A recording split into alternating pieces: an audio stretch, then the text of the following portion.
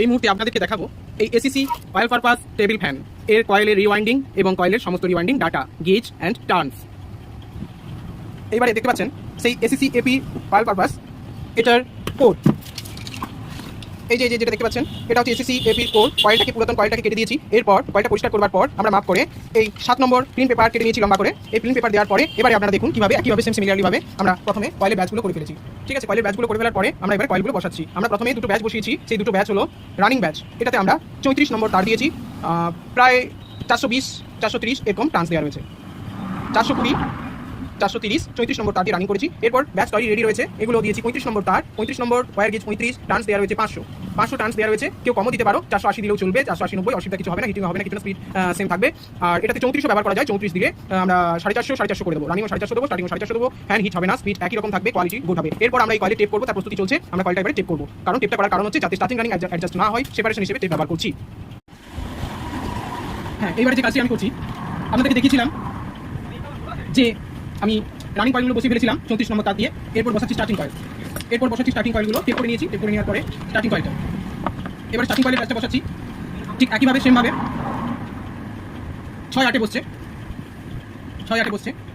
এইভাবে আমরা কয়েলের ব্যাচটা নেবো, দিয়ে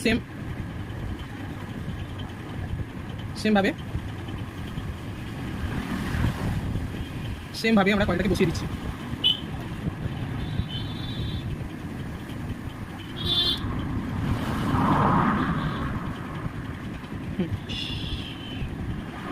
সেমভাবে আমরা কয়েলটাকে বসিয়ে নিচ্ছি। মাঝে মধ্যে ব্যাচটা ঠিকঠাক না হলে আমাদেরকে এই সেট কাছি ব্যবহার করতে হয়, কয়েলগুলো এভাবে আমরা বসিয়ে নেব ঠিক একইভাবে। একটু সেট কাছি ব্যবহার করে নিচ্ছি যাতে দ্রুত হয়ে যায়।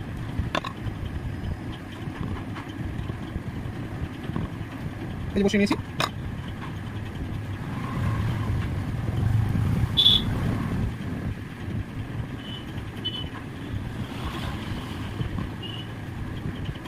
বসিয়ে নিলাম।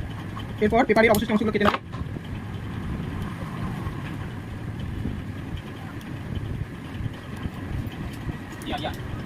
পেপারের অবশিষ্ট অংশগুলো কেটে নিচ্ছি।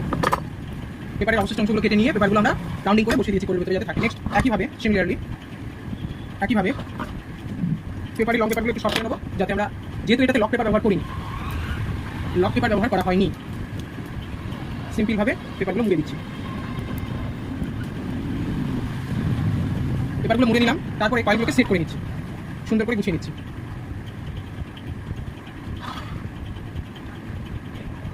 কয়েলগুলো সুন্দর করে গুছিয়ে নিলাম। এরপর সুন্দর করে গুছিয়ে নিলাম। ঠিক একইভাবে ওপরের দিকেও এরকম দুটো ব্যাচ ওপরেতেও বসবে। ওকে, আমরা সেই যে দেখিয়েছিলাম এসিসি এপি কয়েলের কয়েলগুলো আমরা বসিয়ে ফেলেছি। এরপর ঠিক সুতো দিয়ে আমরা একটু বাইন্ডিং করবো, যাতে কয়েলগুলো একইভাবে গোছানো থাকে। সুতো দিয়ে বাইন্ডিং করবো, সেটা আপনারা দেখতে পাচ্ছেন। সুতো দিয়ে সুন্দর করে বাইন্ডিং করবো। নেক্সট আমরা লুপগুলো বের করে ফেলেছি। এগুলো রেজিস্ট্যান্স কয়েল হয়, 5 তারের হয়ে থাকে।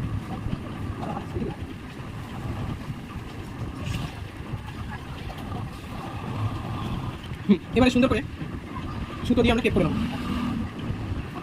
সুন্দর করে সুতো দিয়ে টেপ করছি। ঠিক একইভাবে কিন্তু আমরা ব্যাক সাইডটাও সুতো দিয়ে টেপ করে নিয়েছি, সেটা আপনাদেরকে দেখাবো।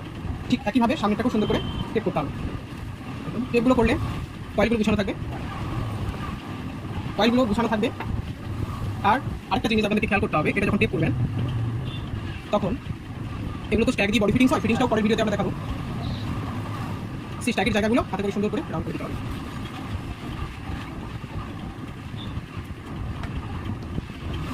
সুন্দর করে স্ট্যাকের জায়গাগুলো রাউন্ড করে দিলাম।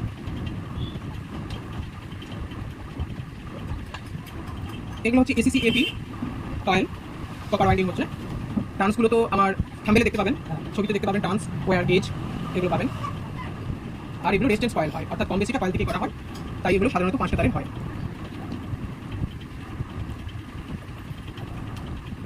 5টা তারের হয়ে থাকে। আমি সুন্দর করে কিন্তু গুছিয়ে নিয়েছি, গুছিয়ে সুতো দিয়ে টেপ করে দিলাম।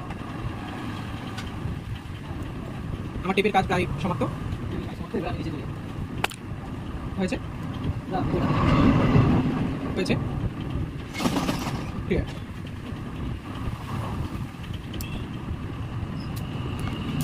দেখতে পাচ্ছেন 5টি তার রয়েছে, 5টি তার রেজিস্ট্যান্স করা রয়েছে। অলরেডি আমার এপির কয়েল রেডি দেখা গেল ওকে